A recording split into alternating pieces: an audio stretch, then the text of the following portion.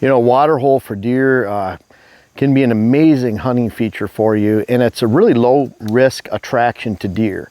And we talk about putting scents out, mock scrapes even, but when it comes to a waterhole, it's a very powerful attractant with minimal risk to deer. What I mean by that is when a mature buck or doe goes into a giant food source, even a food plot, especially a food plot, there's a lot of high risk to that. And what I mean by that is they're used to people being around there, used to hunting pressure. They don't like it. Typically, they're not going into a big giant food source middle of the day, middle of the morning, middle of the afternoon. A lot of times, big food source, even under the best circumstances, deer are entering an hour before dark or 45 minutes before dark. So a waterhole, on the other hand, is a 1 minute stop, quick movement. They're in and out, and they're on their way. There's a few ingredients I like to see when it comes to setting up a waterhole. It's a great low risk stop. It's a powerful attraction, especially October, November, December.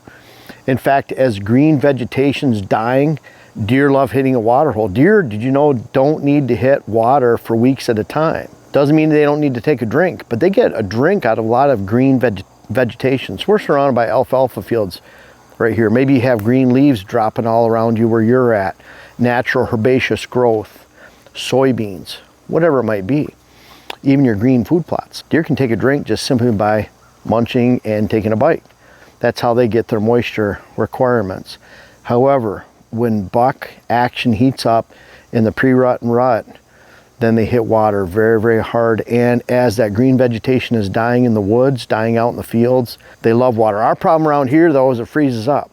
So we're trying to remedy that a couple different ways. But bottom line is, if you have open water in December around here in southeast Minnesota, upper Midwest, upper north half of the country, then December can be a hot time over a water hole because deer don't have options otherwise. They don't have the green vegetation they normally are seeking to actually take a drink. So water can be a powerful tool. Now, I like to see a few ingredients when we're setting up the perfect water hole. And there's 3 things I like to see when you're setting a water hole up and to make sure you get the most use out of a water hole. In fact, this is a 300-gallon tank, very big tank. You can see with all the earthwork around here, we actually put this in with an excavator, and we put so many in with a shovel. It's a great opportunity. If you have a larger machine to put them in, it's a real blessing to have. I like this water hole. We've put it in. You can see that we've put our Green Max traffic blend we sell through WHS Wildlife Blends. We've put that in. That's meant to hold soil. It's a form of grasses. It's not a forage. That's why we have ryegrass in it. If it's a food plot, we don't put ryegrass into it. But bottom line is, we've installed this water hole right here. And we've put it in. What's great about a water hole, completely different than a muddy hole, natural hole, is this does not allow the midge for the EHD to propagate because we don't have receding and drying and cracking mud around this because the water is all contained in the water hole. A lot different than a natural water hole. So I'm not saying this is EHD proof, but it's virtually, because you have to have that dry, cracking, receding mud during the late summer for the EHD midge to propagate in. So this right here, we look at as safe for a lot of reasons. What I don't want to do with this is put it on an actual food source. That's a giant no-no when it comes to a water hole. I liked it to be between food sources, on the way to a food source. In fact, we have about a 3-acre food plot system going that way 200 yards from here. And we have another 3/4 acre food plot system that way 150 to 200 yards. So right in the middle of that movement right here on this shelf. What's nice about that is we can get in and out of this, not spook deer on either of the food plots, not even an issue. We can get in and out safely, not spook the deer, but because the food source is here, deer are coming to, going from, this is a great pass-through for cruising. So it's that perfect X of movement where when the bucks are heating up and rutting, they move through this anyways.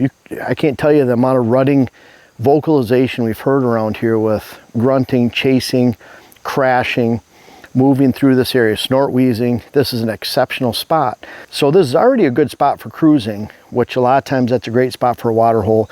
But number one, do not put your water hole on a food source. That's a giant no-no. People do that. What you're doing is you're putting 2 attractions in the same spot.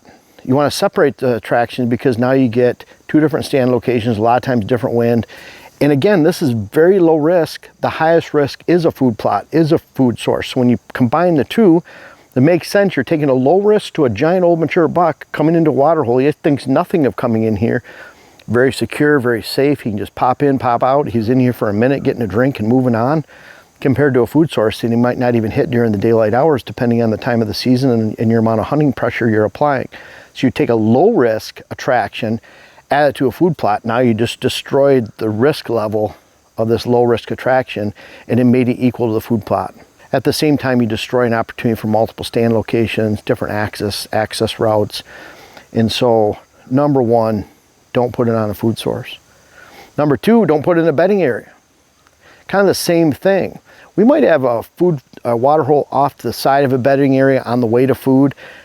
I call those bedding area staging areas. It's basically bucks exit from a bedding area. There's an area where they like to work up scrapes and rubs, and then they move on to a distant food source. Not a bad spot for a water hole in that location. This is kind of one of those locations, but not in the bedding area itself, because now you're not going to have a bedding area.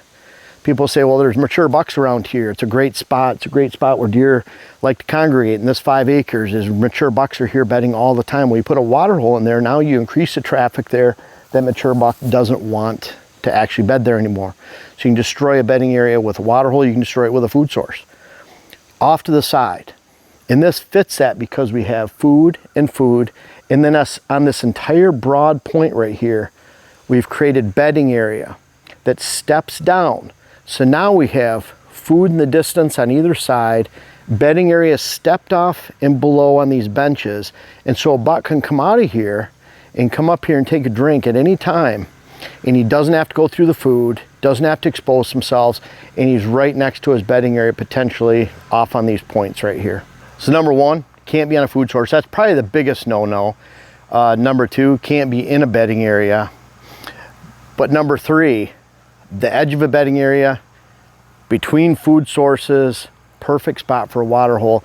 And this equals that perfect exit movement. If you're gonna have the investment of putting a water hole in here anyways, then that is exceptional to be able to put it in a spot where you can hunt morning hours, afternoon hours, all day sit. We could expect a buck to come up and use this water hole at any time during the day, but especially when he's rutting and moving through. And what's really cool about these water holes, like for example here, the deer are going out to ag fields, out in the hay, out in the alfalfa, and so this can equal a good early season stand. If it's still thawed during December, a great spot.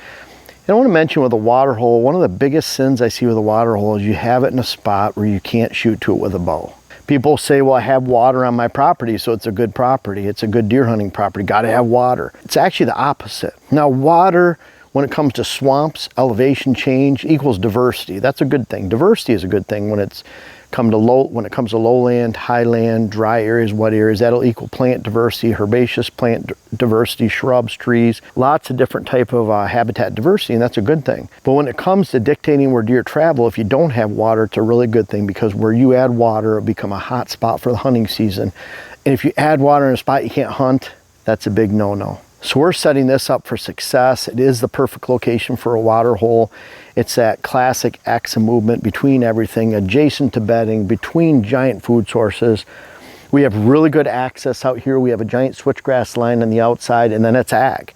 And this is an area where deer are not coming in and out of this area typically to bed. They're coming side to side, moving through the food. So it's kind of the more we've put food on one side, on the other, created bedding area. We have bedding area, big bedding area on the other side of the big food source over in this direction. We're really strengthening the movement side to side here. They're not going straight in and out of the fields that much at all. So very safe to blow our scent out in the fields. They're classic post-daybreak stand entrance where we can wait till about a half hour after daylight and then just sneak into the stand, get out, make sure the fields are clear, there's no deer out there, we can get into this spot. But really important, you never put a water hole in a location you can't hunt with a bow stand. That's about right up there with putting a water hole into a food plot. They're both really, really bad. Don't do that. You can see the stand right behind us. We have a beautiful family tradition stand. You can see it's behind that first popple right there, and you can see the stand behind it. We can shoot right around that. We have deer trail extending that way. deer trail extending this way. We're not reinventing the movement here. This is a classic rutting area anyways. We're just installing a water hole right in the middle of it. We're actually going to add a mock scrape between these two trees right here. That mock scrape will come right here. We have our reveal on the tree there to watch everything with a solar panel facing south. So we expect this to be running for many months, hopefully a year or more with that solar panel.